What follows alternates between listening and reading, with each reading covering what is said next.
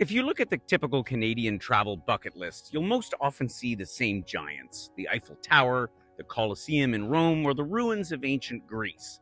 We're drawn to these super famous sites because they're easy to visualize and they've appeared everywhere, from the National Geographic you browsed as a kid to the glossy Condé Nast publications of the 21st century. And that's exactly why Scandinavia often sits a little further down the list. I don't think I could name one singular world famous icon that defines this region. But I've realized something over the years. We Canadians actually share more DNA with the Danes, the Swedes, and the Finns than perhaps any other culture on Earth. We share a reverence for nature and a quiet social engagement, as well as a belief that life should be lived with a certain understated quality and respect for each other.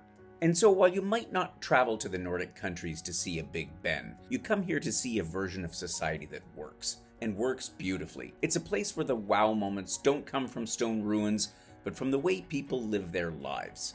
I'm Gordon Dreger, and I'd like to invite you on a journey through the Scandinavian capitals, a trip designed to show you why this part of the world feels so much like home, yet remains so endlessly fascinating. Our route follows the curve of the Baltic Sea, beginning in the relaxed, cycle-filled streets of Copenhagen. From there, we'll board a train for a 5.5-hour journey north, crossing the massive Öresund Bridge into Sweden, and winding through the deep forests and farmlands that lead to Stockholm. After exploring the capital and the Swedish archipelago, we'll take an overnight ferry across the Baltic Sea to Helsinki, traveling the way locals do, and arriving just in time for midsummer. For those who want to see more, our journey continues south across the Gulf of Finland to Tallinn, Estonia, a country that has become one of my absolute favorite places over the past few years. We're going to take our time through every kilometer of this route, focusing on the unhurried speed that defines our sojourn style of travel. We aren't rushing to beat the crowds to a monument. We're moving at a pace that allows us to stop along the way and watch how people live their lives here. Our journey begins in Copenhagen, a city that immediately feels human-scaled. We'll meet our private transfer at the airport for the short ride to our hotel in the center of town. Rather than rushing into a packed schedule, we'll have time to simply step out and take a peek at the neighborhood before our official start. You'll notice almost immediately the lack of car horns. Instead, it's a rhythmic clicking of thousands of bicycle gears. This is one of the most cycle-friendly cities in the world. The next morning, we'll set out with a local guide to see the crown jewels kept in the vaults of Rosenborg Castle. We'll climb the spiraling ramp of the Round Tower, originally built as an astronomical observatory, for a rooftop view that stretches across the terracotta rooftops of the inner city. We'll also visit Amalienborg Palace, where the Danish royal family resides. If our timing is right, we'll see the royal guard on their rounds. I always appreciate the quiet dignity to the way the Danes handle their history. It's not cordoned off behind massive gates, but integrated into the streets where people walk their dogs and meet for coffee.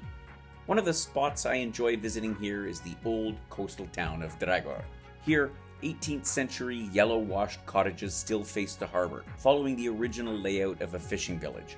On the way, we'll stop at a preserved farmhouse for coffee and cake. A perfect moment to slow down before we board a small boat for a private canal tour. This isn't the standard tourist circuit. We're heading into the lesser-known parts of the harbor, where old shipyards and warehouses are being reshaped into homes and public spaces by modern Danish architects. We'll have light snacks and a glass of champagne on board, perhaps passing swimmers and kayakers as we navigate the quiet waters. To round out our time in Denmark, we'll take the train north to Helsingør, a port town where Denmark and Sweden face each other across a narrow strait. We'll visit Kronborg Castle, the setting for Shakespeare's Hamlet.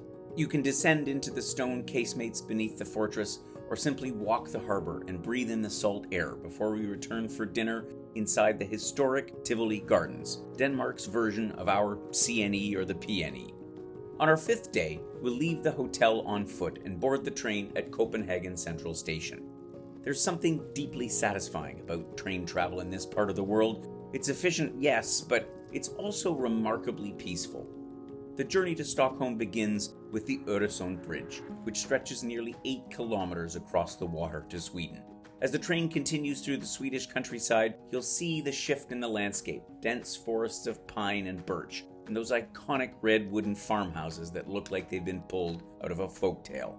On arriving in Stockholm, we'll join our local guide for a walk through the modern commercial heart towards Strandvägen, a 19th century boulevard lined with galleries and moored boats that have been turned into summer cafes. We'll cross over into Gamla Stan, the oldest quarter, where the cobbled alleys still echo with the history of the Hanseatic League.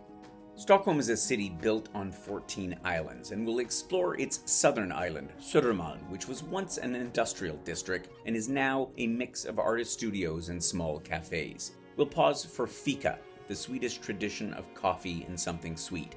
In fact, it's more than just a coffee break, it's a social ritual, a moment to reset. And this is often where you can strike up a conversation with Stockholmers enjoying the same ritual. Afterward, we'll board a ferry across the harbor to Djurgården Island to visit the Vasa Museum. Seeing a 17th century warship that sits fully intact after spending 3 centuries underwater is a haunting and magnificent experience. You can almost smell the old timber and tar as you stand in its shadow. We'll head out early one morning, taking public transit to the terminal to board a boat bound for Sandhamn. The route winds through the Stockholm archipelago, passing wooded islands and red boathouses on our way toward one of the last inhabited outposts before the open Baltic Sea.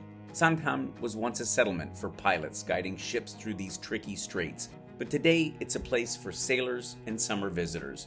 And after a lunch of regional specialties, there's time to walk through the groves of pine to the outer beaches, or even take a swim in the fresh, cool waters of the Baltic. In the afternoon, we'll transfer back to the port in Stockholm to board one of the large ferries, which are almost the size of cruise ships. On one of these giants, we'll make our overnight crossing to Helsinki. I like to call this vessel a moving sanctuary. We've reserved comfortable cabins, each with a private bathroom and a window facing the water, so you can watch the archipelago glide by from the privacy of your room. There's no TVs in these cabins.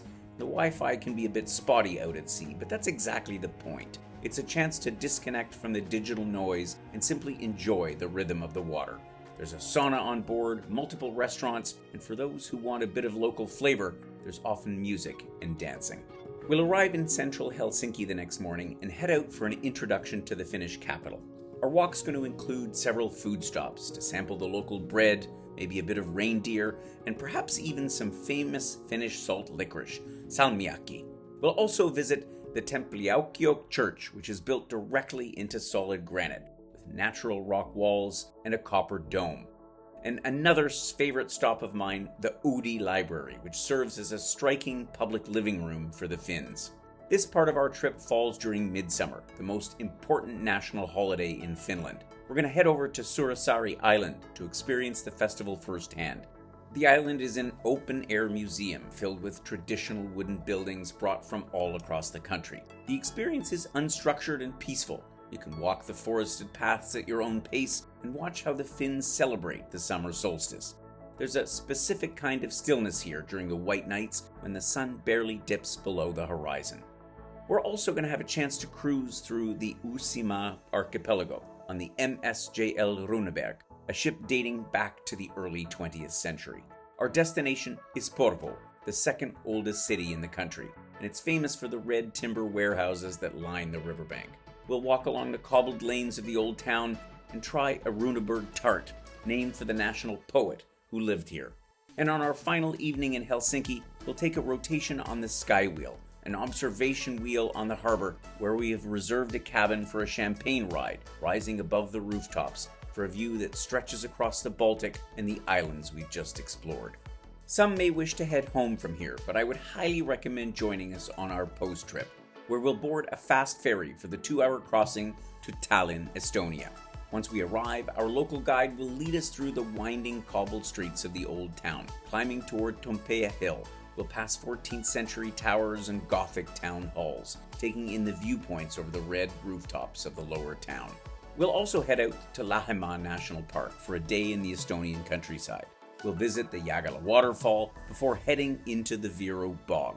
Here, we follow a wooden boardwalk across the peatland with a chance to participate in the national pastime, swimming in a bog. Now, I know it's an experience that's a bit hard to explain, but once you've felt the silky organic water for yourself, it's so refreshing and in a way it represents the Estonian connection to their land. Our final afternoon will be spent on a food and culture walk through the Old Town and the Kalamaja district. Kalamaja was once a district for fishermen and factory workers, but today its wooden houses are home to galleries and repurposed industrial buildings. We'll make 8 stops along the route, sampling everything from black bread with Baltic herring to local cheeses and seasonal pastries. It's a perfect way to conclude our journey, reflecting on the shared history and modern life of these remarkable Baltic neighbors. In Scandinavia, the wow factor doesn't come from a monument built to impress the world. It comes from the way the light hits a forest, or the efficiency of a train crossing a bridge, and the simple pleasure of a long afternoon with friends. At Wheel and Anchor, we handle the logistics so you can simply be present in these moments. You'll be joined by around a dozen to no more than 18 like-minded Canadians who share your curiosity for travel that is refined, unhurried, and a whole lot of fun. I hope you'll consider coming along for one of our upcoming sojourns through the capitals of Scandinavia.